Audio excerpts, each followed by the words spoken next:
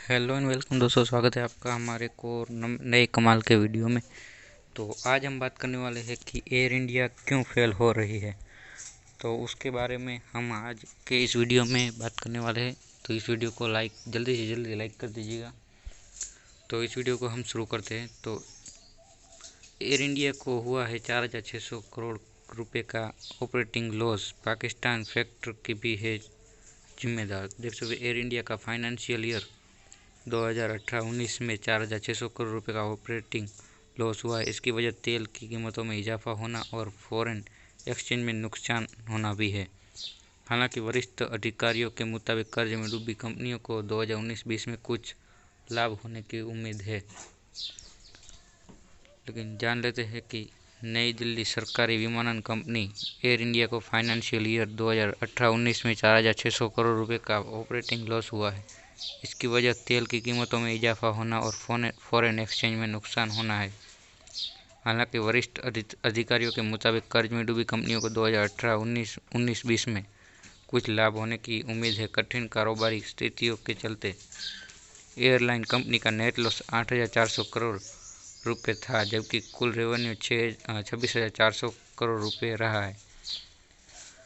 एक अन्य अधिकारी ने बताया है कि 2019-20 में कंपनी 700 से 800 करोड़ का ऑपरेटिंग प्रॉफिट होने का अनुमान है। मौजूदा वित्त वर्ष में अभी तक तेल की कीमतों में कोई तेज उछाल नहीं आया है। इसके अलावा फॉरेन एक्सचेंज रेट्स में भी ज़्यादा फेरबदल न होने के चलते लाभ की उम्मीद है। हालांकि कंपनी को जून में सप्ताह हुई तिमाही में 175 से 200 करोड़ रुपए तक का नुकसान हुआ है। कंपनी को यह नुकसान पाकिस्तान की ओर से भारत के लिए एयर स्पेस बंद करने के चलते हुआ था। इसके चलते उड़ानों के परिचालन की लागत बढ़ गई है और कंपनी को हर दिन 3 से 4 करोड़ रुपए अतिरिक्त खर्च करने पड़े हैं। इसके पहले भारत की ओर से फरवरी में पाकिस्तान की बालाकोट में एयर स्ट्राइक के चलते भी कंपनी को नुकसान उठाना पड़ा है। तब पाकिस्तान ने भारत के लिए एयर स्पेस बंद कर दिया था और फरवरी से मार्च के बीच कंपनी को 430 करोड़ रुपए का लॉस हुआ था। तो देख सकते हैं इसी वजह से कंपनी को नुकसान हुआ था। तो देख सकते हो कि इसी वजह से एयर इंडिया का होगा प्राइवेटाइजेशन।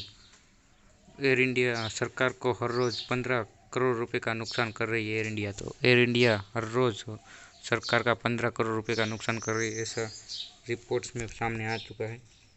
इसलिए सरकार प्राइवेटाइजेशन करना चाहती है। आज राज्यसभा में central aviation minister Hardeep Singh Puri ने एयर इंडिया में होने वाले विनिवेश की सभी अटकलों को समाप्त करते हुए निजी कंपनियों को सौंपने का ऐलान कर दिया है। सरकार की पूरी योजना है कि अब एयर इंडिया का प्राइवेटाइजेशन कर दिया जाएगा। राज्यसभा में पुरी ने साफ कर दिया कि एयर इंडिया को चलाना सरकार के लिए मुश्किल हो गया है। इससे पहले सरकार हमेशा से ही एयर इंडिया को विनिवेश की बात करती रही है।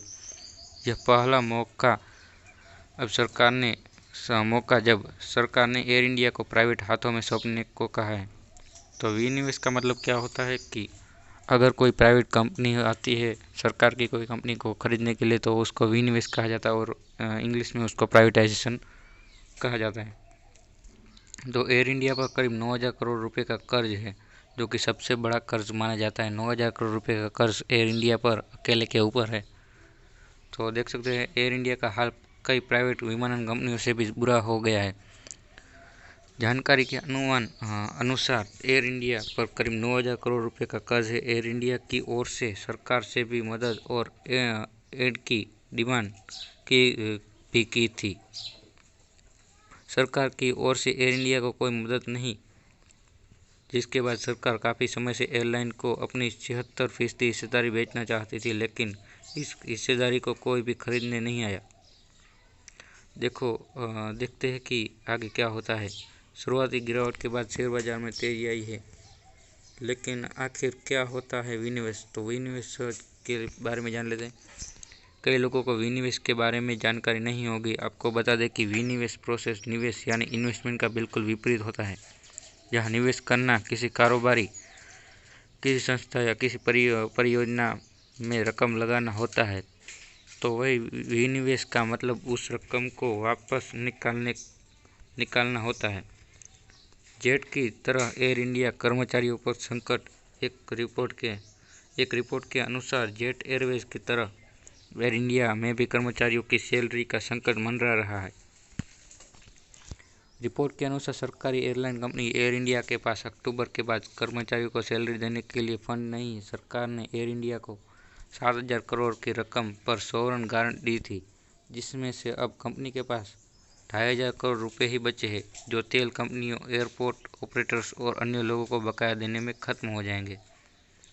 तो इसलिए एयर इंडिया पर इतना सारा संकट बन रहा है। इसलिए कोई भी कंपनी एयर इंडिया को खरीदना ही नहीं चाहती। कितनी बार सरकार ने इसको बेचने की प्रयास किया है, लेकिन कोई कंपनी ने इसको खरीदना चाहा ही नहीं और इसको कोई खरीदना ही नहीं चाहता। इसलिए सरकार ने कितने सारा इनका जो लोन था वो भी माफ़ कर दिया है। तो अब देखते हैं कि इस कंपनी का प्राइवेटाइजेशन होता है कि नहीं होता है।